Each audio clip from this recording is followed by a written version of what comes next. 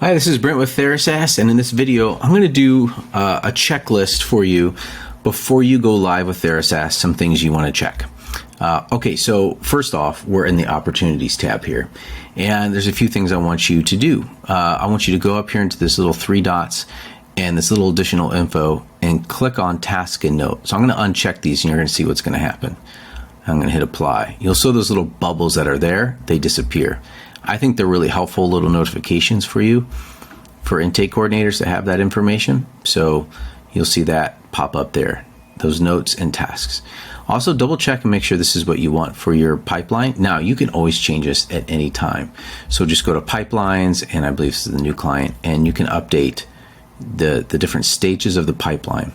But it's going to be important to just have this out. You may change this 1, 2, or 3, 4 times before you find it that's just the perfect pipeline for your intake process. So that is the opportunities. Those are things I want you to double check before you go live. The next place I want you to go before you go live is the phone settings. So go to settings and then go to phone numbers. And you should have this A2P compliant by now. We help you with that setup. If not, that's okay. You can still go live. You just won't be able to do any text messaging. So you can absolutely make phone calls through this. The next thing I want you to do with the phone number is click on the three dots over here and hit Edit Configuration. You can pass on the called number as caller ID. I think that's good. I would take off any enable call connect features or whisper messages. Unless you're planning to record conversations, you could say, these are, the whisper message is really where the source is coming from. So you could say TheraSaaS if you want, or call recording. So you say this call is being recorded for quality purposes. It will read back that to the caller so they know the call is being recorded. I think timeout, anywhere between 20 to 40 seconds, it would be fine for incoming timeout call. Make sure that's selected. If you want it to go right to voicemail and not ring at all, I think you put that as 0 if you'd like. Outgoing calls is what that is, so it'll time out after 20 seconds. If you're making calls through TheraSaaS, it'll stop. Let's see here. Or actually, it will also stop forwarding the call too. So if you have a call 40 number, if you put it up here, it would just stop trying to call that number or making that connection. So let's say a lot of practice owners have a cell phone or another number that they use for intakes, for their intake coordinator, that could go there. So this is usually a cell phone number. If you don't have one and you rather just have it call the TheraSaaS app on your phone or through the computer, just leave it blank. I think this is important. So ring incoming call to users. You can make this, you can specify which user on your team you want the phones to ring. Usually it's just one person. You can have a couple people on there if you wanted to. And I'm going to show you the next step and why having this selected can be helpful. We have to go to the individual user to see how they've set it up on their end. Okay, so usually, 20, 25 seconds would work for incoming calls. Make sure it's selected. And then who do you want this phone to ring? Let's see. Whose phone do you want to ring if someone calls the TheraSaaS your TheraSaaS number? All right, so I'm going to hit save here.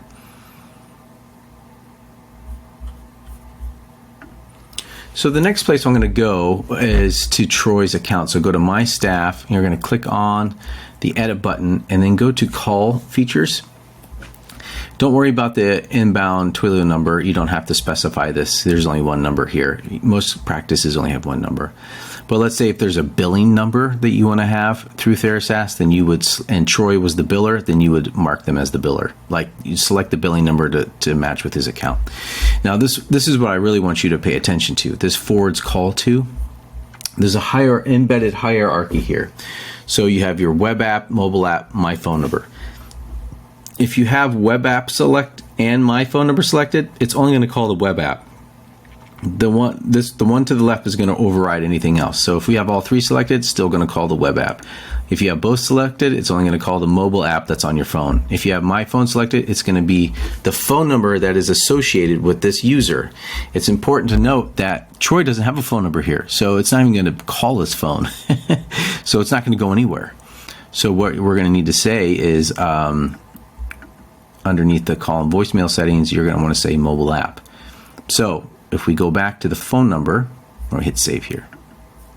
If we go back to the phone number here, right now, if we go back to the phone number, remember in the settings, it is Troy who's going to be ringing. It's his account that it's attached to. So let's go ahead and look at this here. So you'll see that the incoming call is going to go to Troy. Now you can select that off if you'd like. I'm not sure if it's actually going to forward. If you undo this, I don't know where it's going to go because there's no phone number that is being forwarded to. And Troy doesn't have a phone number, but it will ring his phone because he has the TheraSaaS app on his phone, and it will ring it that way. So I'm going to unselect this now because sometimes I call the TheraSaaS number for myself. But that is how that works. And the reason why you want to check that before you go live, so all you have to do is just to make sure it works. So what I would do is you can use your cell phone to call your TheraSaaS number and see if it's going to ring the person that you have. It's going to ring the user that you have selected and set up to do.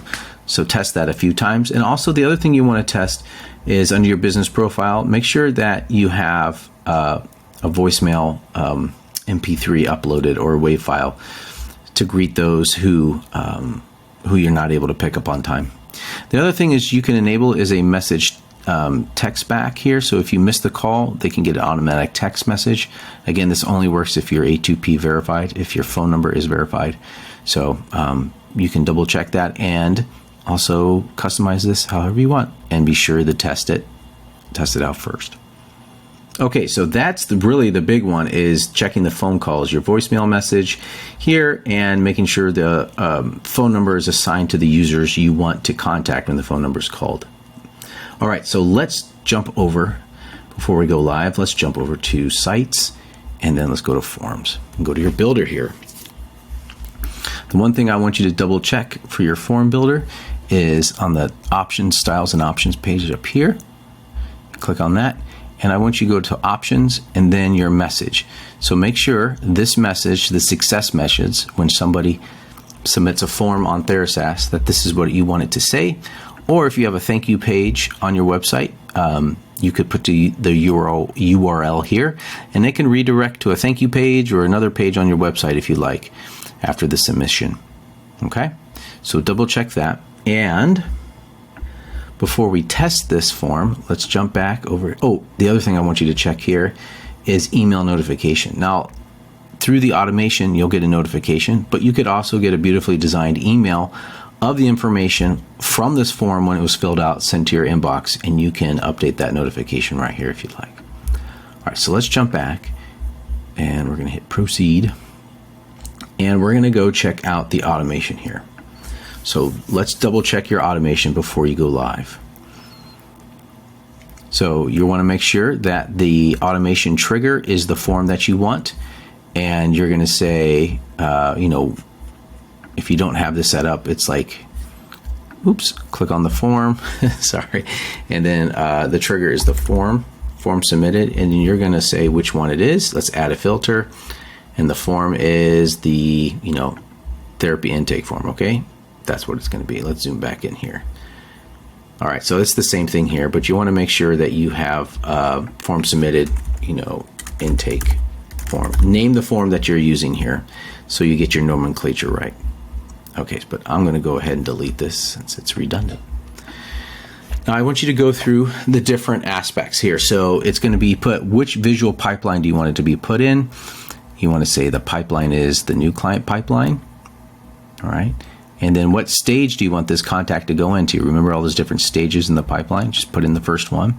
Opportunity name. This is going to be the contact name. This is a this is a custom field. So we just say contact full name. Okay. Or the contact name. Opportunity source. So in that, what information do you want to put in there? We say put in the how did you hear about us form. So if you have the how did you hear about us section on your form as a custom field, you can add that there. You can add a lead value if you'd like. So if the leads were $2,600 or the lifetime value of a client is $2,000, you can put that there. And then the status is going to be open.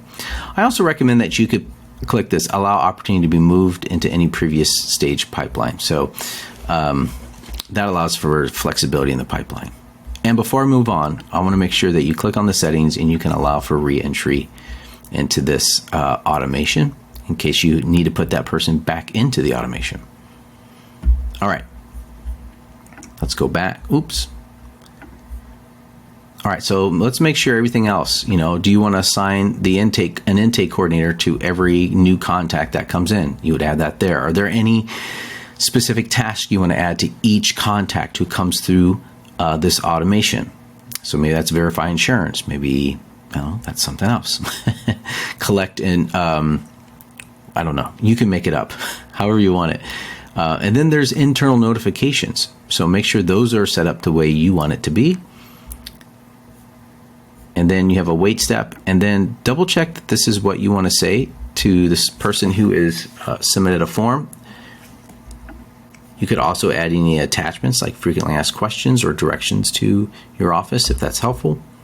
And the same thing goes with your SMS message. Again, you can test these emails right here.